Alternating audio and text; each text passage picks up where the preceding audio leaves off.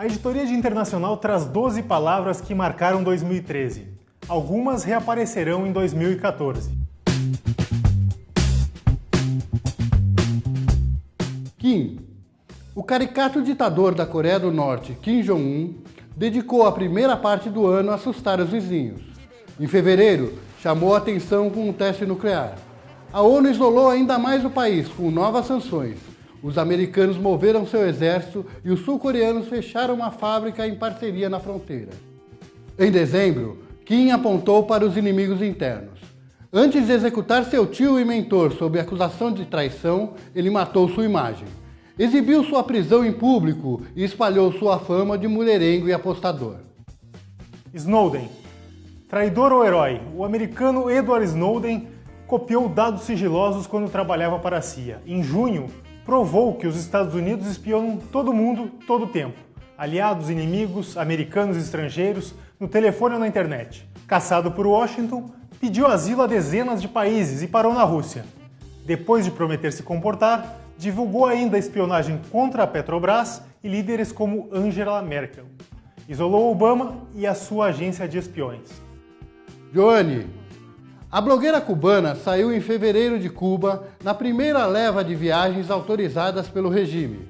Seu primeiro destino foi o Brasil. Eu digo que nosotros los cubanos vivimos en la isla de los desconectados. Ofendida por militantes de esquerda, elogiada em Brasília pela oposição ao governo Dilma, Joanny Sanches disse ter se impressionado com a diversidade de opiniões do Brasil.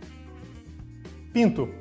O senador boliviano que conseguiu proteção diplomática do Itamaraty alegando sofrer perseguição do governo de Evo Morales chegou em Brasil em agosto, depois de 455 dias confinados na Embaixada Brasileira de La Paz. 454 dias de detenção? Roger Pinto fugiu por terra em uma viagem de 22 horas liderada pelo diplomata Eduardo Saboia. O caso derrubou o chanceler Antônio Patriota. Não interferimos na vida dos outros países. Não colocamos a vida de quem quer que seja em risco, cidadãos brasileiros ou de qualquer nacionalidade.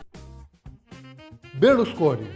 O ex-premier italiano perdeu o posto de senador em novembro após condenação por fraude fiscal.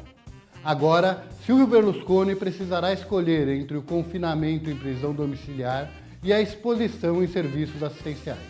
Pela idade, não pode ir para a cadeia.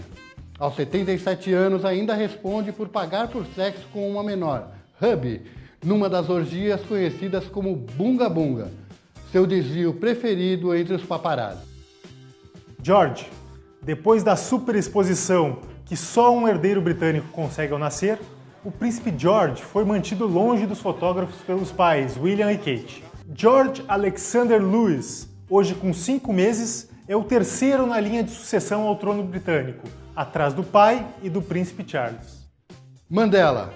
Reis, chefes de Estado, líderes religiosos e milhares de jornalistas participaram em dezembro, na África do Sul, dos 10 dias do funeral do líder que derrubou o apartheid. Trago aqui o sentimento de profundo pesar do governo e do povo brasileiros. Nelson Mandela morreu no dia 5 de dezembro, aos 95 anos, em sua casa em Johannesburgo. Em gesto inédito, o presidente dos Estados Unidos, Barack Obama, apertou a mão do presidente de Cuba, Raul Castro, momentos antes de seu discurso emocionado em homenagem a Mandela. He changed laws, but he also changed hearts. Sua última luta foi contra uma infecção nos pulmões, debilitados por 27 anos de prisão. Chávez. A última batalha do presidente venezuelano foi perdida em 5 de março. Às 4:25 da tarde de hoje, 5 de março, ha fallecido o comandante presidente Hugo Chávez Frías. Vítima de um câncer, Hugo Chávez conseguiu transferir votos ao sucessor Nicolás Maduro, mas não carisma. A Venezuela enfrenta uma grave crise de inflação e desabastecimento que ameaça a estabilidade do país. Ryan. Um dos maiores tufões da história matou 5.000 pessoas nas Filipinas em novembro. A maior parte das mortes não foi provocada por inundações ou deslizamentos, como normalmente ocorre na região, mas por ondas gigantes que varreram a costa. Nas Filipinas, ele foi batizado de Yolanda. Senkaku ou Diaoyu.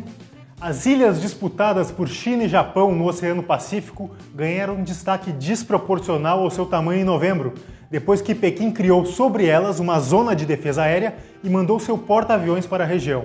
Estados Unidos e Japão responderam com caças, em um movimento que lembrou as provocações da Guerra Fria. Rouhani. Eleito em junho presidente do Irã, Hassan Rouhani assumiu como um moderado visto com reservas. Seus primeiros meses no cargo confirmam uma abertura que levou a um acordo preliminar com as grandes potências, que acusavam o governo nuclear iraniano de ter fins militares. Em troca da redução nas sanções, Teherã ofereceu mais acesso aos seus reatores. Assad. O ditador sírio apoiado pelo Irã e pelo grupo radical libanês Hezbollah balançou, mas não caiu. Depois de um ataque com armas químicas de autoria não confirmada em agosto, Bashar Assad conseguiu negociar com o Ocidente graças ao apoio da Rússia de Vladimir Putin. Obama desistiu de uma ação militar iminente em troca da destruição do arsenal químico sírio.